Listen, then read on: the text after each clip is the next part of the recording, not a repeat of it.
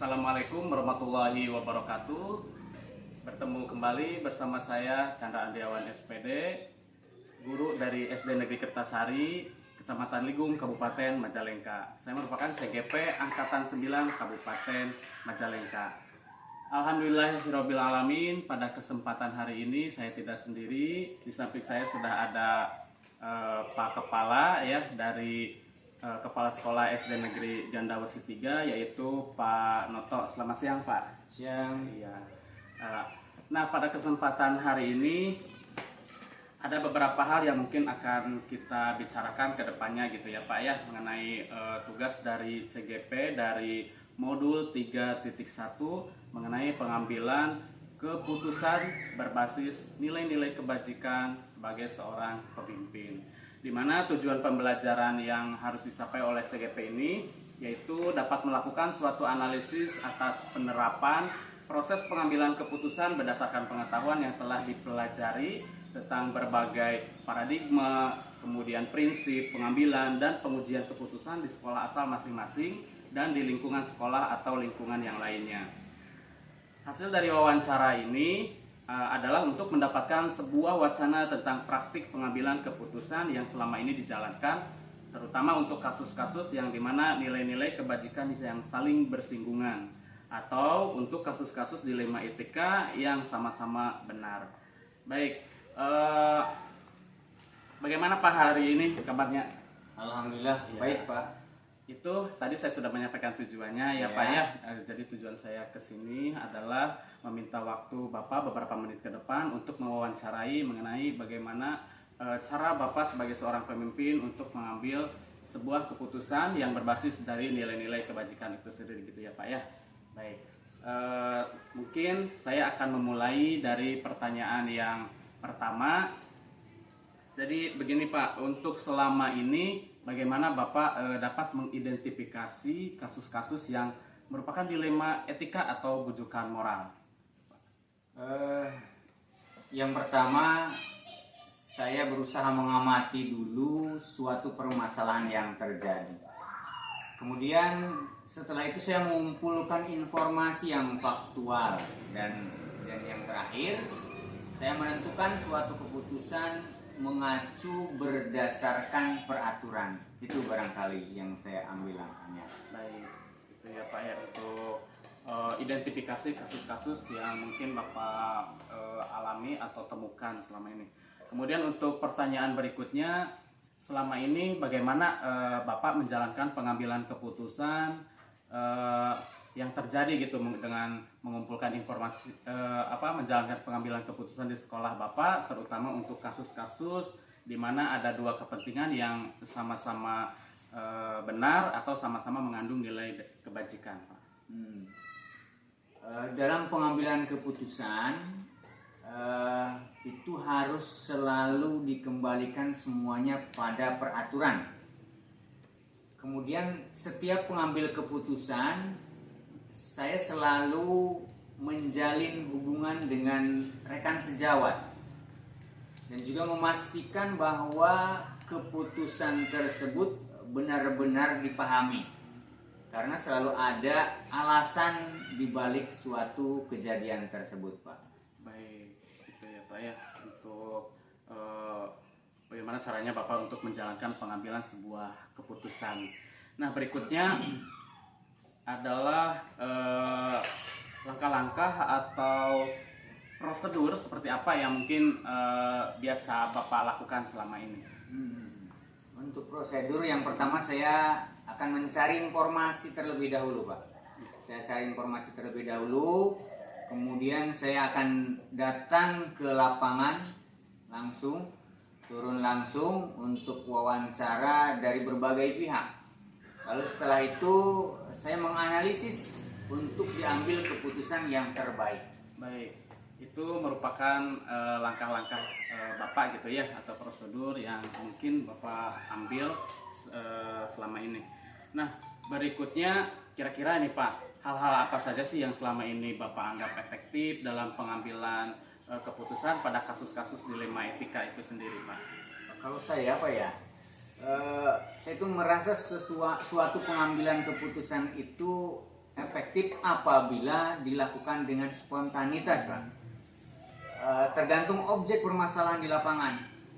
Saya mengobrol dengan tim manajemen sekolah, jajaran dewan guru, baik itu pendidik ataupun tenaga kependidikan, dan juga tidak lupa bersama komite sekolah ya Pak.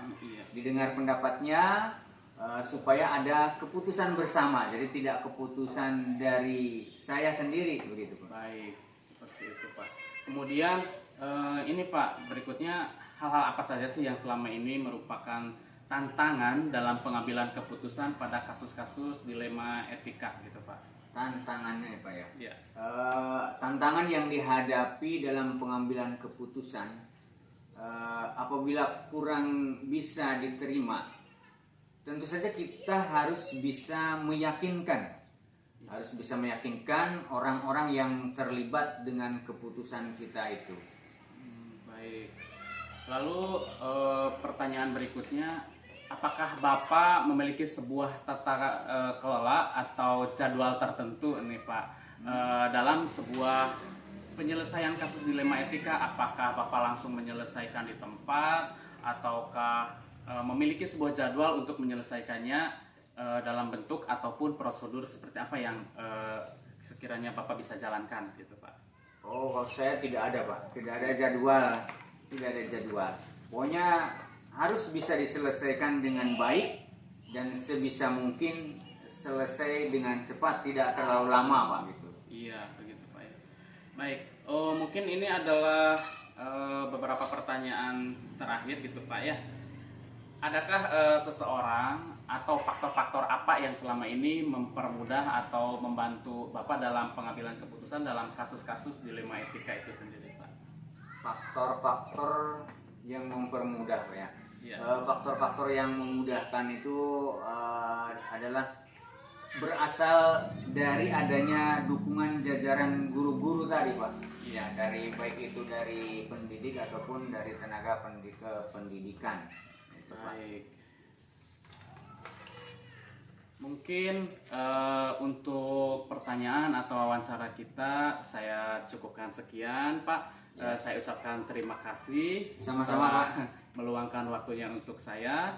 Gitu. Kemudian dari wawancara kita kali ini saya mengambil sebuah hikmah ataupun pelajaran bahwa sebuah keputusan itu kita tidak bisa ambil secara pribadi atau dari diri kita sendiri. Kita harus membuat sebuah keputusan atas dasar kepentingan bersama, dan hal itu kita bisa langsung untuk memutuskan sebuah keputusan itu berdasarkan dari tadi itu bermusyawarah dengan rekan-rekan guru, kemudian komite dan juga pihak-pihak terkait lainnya.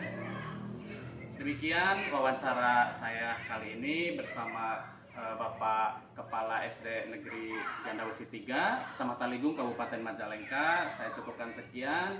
Wabillahi taufiq wal hidayah. Assalamualaikum warahmatullahi wabarakatuh.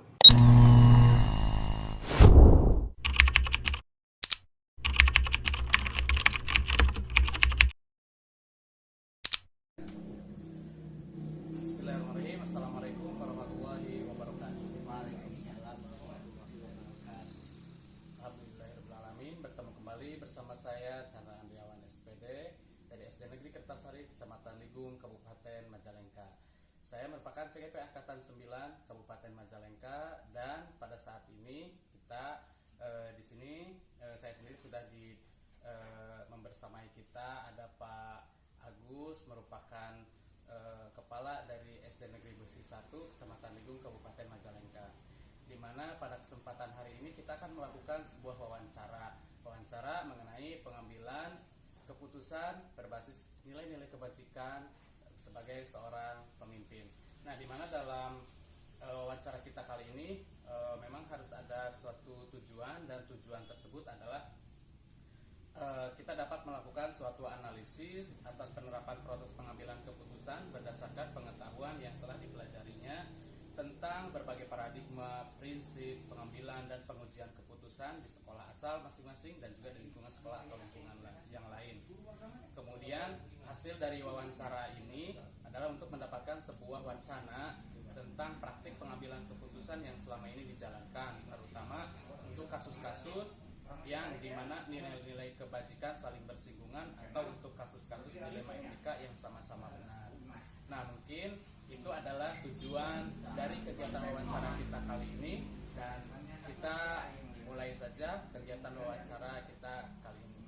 Nah, untuk pertama-tama saya akan menyapa Bapak dulu. Assalamualaikum Pak. Waalaikumsalam warahmatullahi wabarakatuh. Bagaimana Pak kabarnya hari ini? Alhamdulillah sehat. Sehat ya Pak ya. Alhamdulillah. Bisa kita mulai Pak wawancara kita? Boleh. Baik, mungkin untuk wawancara ini saya mulai dengan pertanyaan yang pertama Pak ya. Nah, pertanyaan pertama ini, selama ini bagaimana Bapak dapat mengidentifikasi kasus-kasus yang merupakan dilema etika atau bujukan moral Pak? Baik, apabila terjadi suatu kasus pada kubu peserta didik, maka dilema etika perlu penanganan khusus melalui guru kelas bersangkutan yang diketahui oleh pimpinan, karena kepala sekolah tidak bisa bergerak sendiri dan tidak bisa turun tangan langsung. Apabila ada permasalahan pada kubu pendidik, guru dan tenaga kependidikan, saya berkoordinasi dengan K3S ya atau KKKS terlebih dahulu. Saya selalu memanggil semua dewan guru dan meminta masukan. Saya juga sering meminta masukan pada komite sekolah. Tidak lupa juga kami berkoordinasi dengan pengawas sekolah dan K3S. Iya, baik Pak, itu mungkin jawaban Bapak dari pertanyaan saya yang pertama gitu Pak ya, dimana kasus-kasus yang merupakan dilema etika tadi Bapak tidak bisa mengambil keputusan secara sepihak, Bapak selalu mengutamakan kepentingan bersama, dimana Bapak tadi dengan berhubungan dengan dengan orang-orang terkait seperti komite, kemudian K3S dan juga pengawas itu Pak ya. Kemudian pertanyaan yang kedua adalah, selama ini bagaimana Bapak menjalankan pengambilan keputusan di sekolah Bapak, terutama untuk kasus-kasus di mana ada dua kepentingan yang sama-sama benar atau sama-sama mengandung nilai kebajikan gitu Pak. Ya, di sini kami mengambil berbagai pendapat dan masukan dari banyak pihak. Siko dari suatu keputusan itu pasti akan ada yang tidak setuju atau tidak disukai. Walau bagaimanapun harus ada keputusan, maka kita harus mengambil risiko yang terkecil. Ya, baik Pak. Kemudian langkah-langkah apa saja sih gitu Pak ya, atau prosedur seperti apa yang biasa Bapak lakukan selama ini Pak? Strateginya adalah seperti disampaikan tadi ya, kita komunikasi dengan yang lain, kemudian mengambil risiko terkecil dan prosedur yang diambil sesuai dengan aturan. Baik. Berikutnya Pak, hal-hal apa saja Pak yang selama ini Bapak anggap efektif dalam pengambilan sebuah keputusan pada kasus-kasus dilema etika? Ya, mengikuti prosedurnya yang harus seperti itu. Langkahnya juga seperti itu ya. Tadi yang sudah disebutkan, ingin lebih efektif meminta berbagai pendapat yang lebih banyak. Cuma sebetulnya apabila terlalu banyak pendapat, justru malah terlalu banyak kepala dan membuat ya memakan waktu yang sangat banyak. Maka sudah cukup diwakili dengan wakil kepala sekolah dan komite sebagai perwakilan orang tua. Baik Pak ya. Kemudian ini Pak, hal-hal apa saja sih yang selama ini merupakan tantangan dalam pengambilan keputusan pada kasus-kasus dilema etika Pak? Ya. Sebetulnya yang paling menantang itu untuk tenaga pendidik dan kependidikan, saya tidak berbicara yang lain ya, tapi masalah kesejahteraan. Sampai saat ini guru sudah sesuai dengan UMR, upah minimum regional. Namun guru dan karyawan masih jauh di bawah UMR. Bagaimanapun ujung tombak pendidikan ini adalah para guru. Bagaimana ini guru yang honor yang honorer belum sejahtera. Ini permasalahan bagaimana agar guru honorer bisa paling tidak setara dengan UMR. Ini sebuah tantangan bagi kepala sekolah. Baik, itu Pak ya. Mungkin salah satu tantangan yang Bapak hadapi selama ini di sekolah, bahwa ada mungkin kalau jika kita bandingkan gitu ya dengan pabrik atau buruh gitu ya, mereka sudah mendapatkan upah minimum regional kabupaten, sedangkan untuk tenaga pendidik ataupun guru sendiri kita di sekolah itu kan sangat jauh gitu ya dikatakan dari upah UMR seperti itu.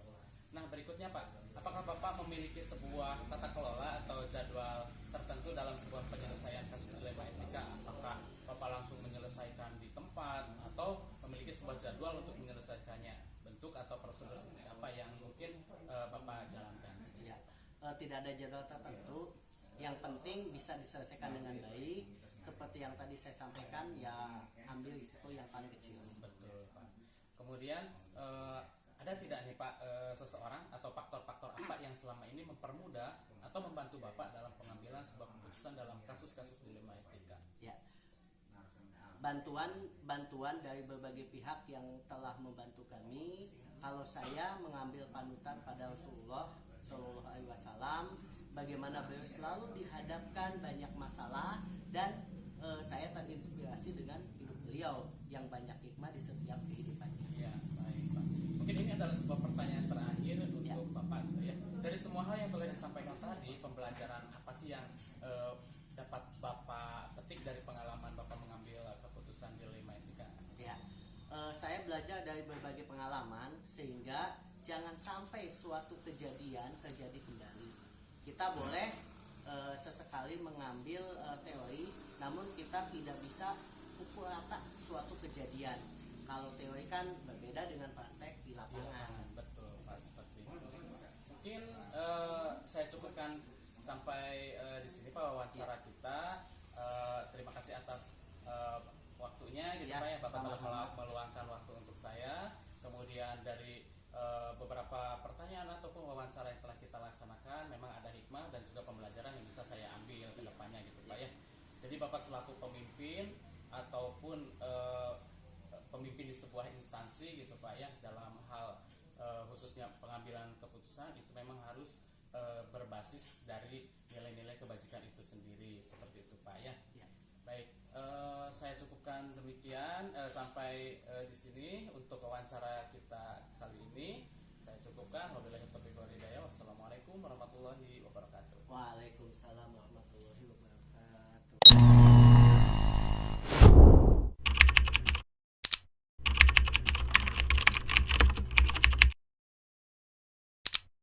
Bismillahirrahmanirrahim. Assalamualaikum warahmatullahi wabarakatuh.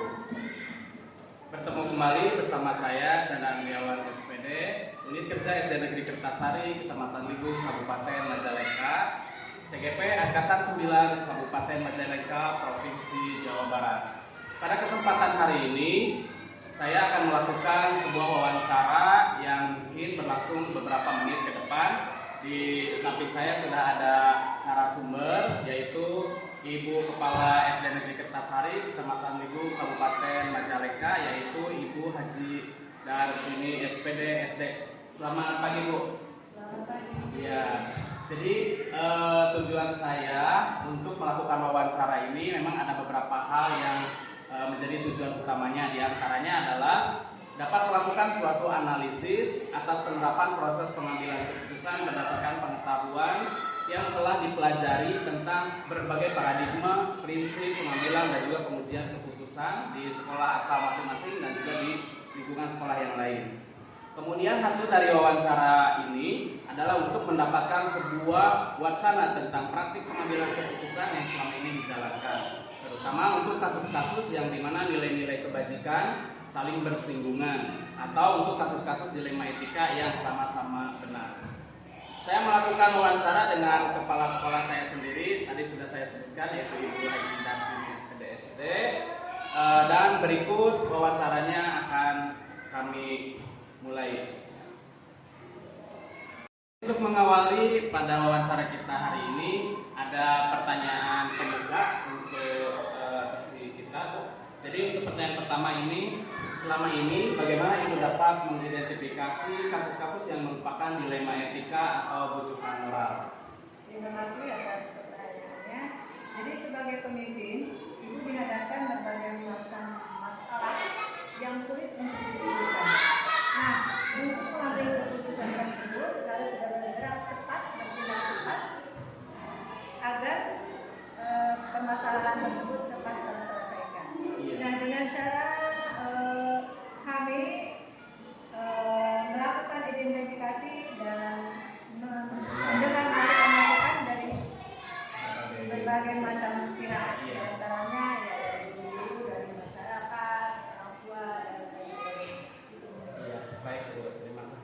Untuk pertanyaan berikutnya, pertanyaan yang kedua, selama ini bagaimana Ibu menjalankan pengambilan keputusan di sekolah Ibu, terutama untuk kasus-kasus di mana ada dua kepentingan yang sama-sama benar atau sama-sama mengandung nilai kebajikan.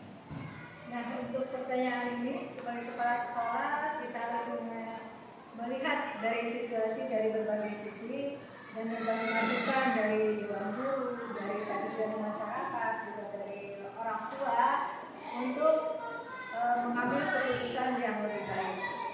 Dan mungkin semua pihak akan dilibatkan yang sama-sama mengambil keputusan tersebut sesuai dengan aturan yang berlaku di sekolah maupun yang ada di masyarakat. Baik, itu ya Bu ya, berarti untuk pengambilan keputusan di sekolah itu tadi sudah disebutkan dan juga seperti itu. Kemudian untuk pertanyaan berikutnya, kalau boleh tahu gitu Bu ya, untuk langkah-langkah ataupun prosedurnya sendiri gitu ya, apa yang biasa Ibu lakukan selama ini untuk pengambilan keputusan tersebut? Dalam pengambilan keputusan ini, kami khususnya saya dan Pindah mengadakan rapat dengan dewan guru, kemudian dengan komite sekolah apabila diperlukan untuk menghasilkan suatu keputusan yang tidak memihak ke salah satu orang atau salah satu yang agar pihak agar semua dapat terselesaikan dengan baik. Iya, baik. Jadi kalau saya bisa mengambil keputusan dari pertanyaan ini, jawaban dari Ibu ini, Ibu Kepala ya, jadi setiap pengambilan keputusan itu harus berdasarkan atas asas musyawarah, mungkin seperti itu ya. Jadi tidak ada pengambilan keputusan secara sepihak oleh kepala sekolah sebagai atasan di instansi gitu ya. Nah, baik, untuk pertanyaan yang keempat, hal-hal apa saja sih Bu yang selama ini Ibu anggap efektif dalam pengambilan keputusan pada kasus-kasus dilema etika? Ya, yang paling efektif itu dengan cara musyawarah dengan guru-guru dalam bentuk sekolah ya, dengan guru-guru untuk mengambil keputusan yang kira-kira seiring dan sejalan dengan permasalahan tersebut. Oke, baik Bu. Untuk pertanyaan berikutnya, hal-hal apa saja sih yang selama ini merupakan menjadi tantangan Ibu dalam mengambil sebuah keputusan pada kasus-kasus dilema etika itu sendiri Bu?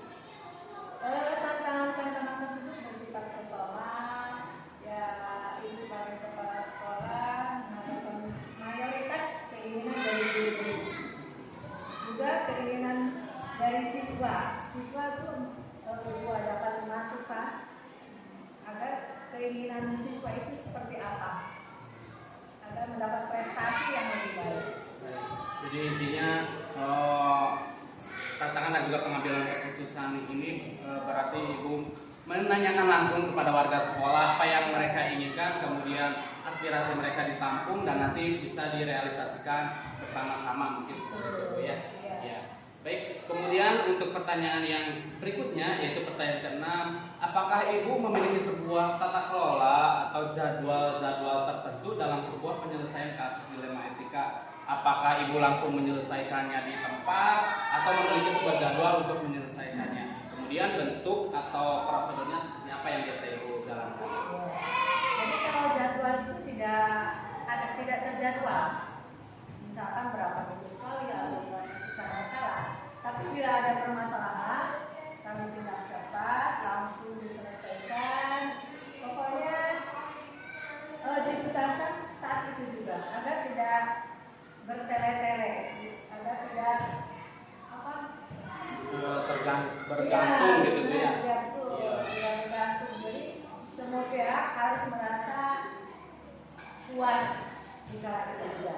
Baik, terima kasih Bu. Kemudian pertanyaan berikutnya, pertanyaan yang ke-7, adakah seseorang atau faktor-faktor apa yang selama ini mempermudah atau membantu Ibu dalam mengambil sebuah keputusan dalam kasus-kasus dilema etika itu? Ya. Yang merupakan pengambilan keputusan itu yang membantu, yang sangat membantu itu terutama dari pihak guru yang setiap saat bertemu, tidak hanya seperti orang tua yang dimasukkan ke sekolah. Jadi memang orang tua juga dilibatkan, terutama saja kalau tidak dapat diputuskan dengan guru-gurunya, kami libatkan guru dan komunitas sekolah. Berarti semua komunitas sekolah mungkin ataupun warga sekolah itu diikut sertakan dalam pengambilan keputusan. Baik, kita ke penghujung pertanyaan atau pertanyaan yang terakhir, pertanyaan penutup kita. Di sini ada pertanyaan dari semua hal yang telah disampaikan oleh Ibu, pembelajaran apa sih yang dapat Ibu petik dari pengalaman Ibu dalam mengambil sebuah keputusan, khususnya keputusan dilema etika? Ya, dalam hal ini pengalaman-pengalaman memang sangat berharga bagi saya khususnya, terutama juga bagi semua pihak yang terkait dengan dilema etika ini. Jadi mudah-mudahan dengan pengambilan keputusan secara musyawarah mufakat itu dapat menjadikan pengalaman, menjadikan teladan bagi generasi berikutnya untuk memecahkan masalah dengan bijak. Baik. Terima kasih Ibu atas waktunya telah meluangkan waktu beberapa menit untuk kita dapat melaksanakan kegiatan wawancara dengan tema pengambilan keputusan berbasis nilai-nilai kebajikan sebagai seorang pemimpin. Seperti itu. Terima kasih Ibu atas waktunya. Kemudian untuk mungkin kesimpulan ataupun hikmah yang dapat saya ambil ataupun pembelajaran yang saya dapat petik dari kegiatan wawancara saya kali ini bersama Ibu Kepala SD Kertasari, sini saya sudah menuliskan bahwa kita sebagai seorang pemimpin sudah pasti akan dihadapkan pada suatu pengambilan keputusan. Keputusan yang diambil oleh seorang pemimpin haruslah berdasarkan nilai-nilai kebajikan dan juga dapat dipertanggungjawabkan. Kemudian nilai-nilai kebajikan yang diambil gitu haruslah berdasarkan pada 4 paradigma dilema etika, kemudian 3 prinsip pengambilan keputusan, dan juga haruslah diuji melalui 9 konsep pengambilan dan juga pengujian keputusan. Itulah untuk tema kita hari ini, wawancara saya bersama Ibu Haji Darsini. Kemudian untuk berikutnya kami akan melakukan sebuah evaluasi mengenai kebijakan-kebijakan kepala sekolah dalam mengambil sebuah keputusan di sekolahnya masing-masing. Terima kasih sudah menyaksikan. Saya akhiri. Wabillahi taufiq wal hidayah.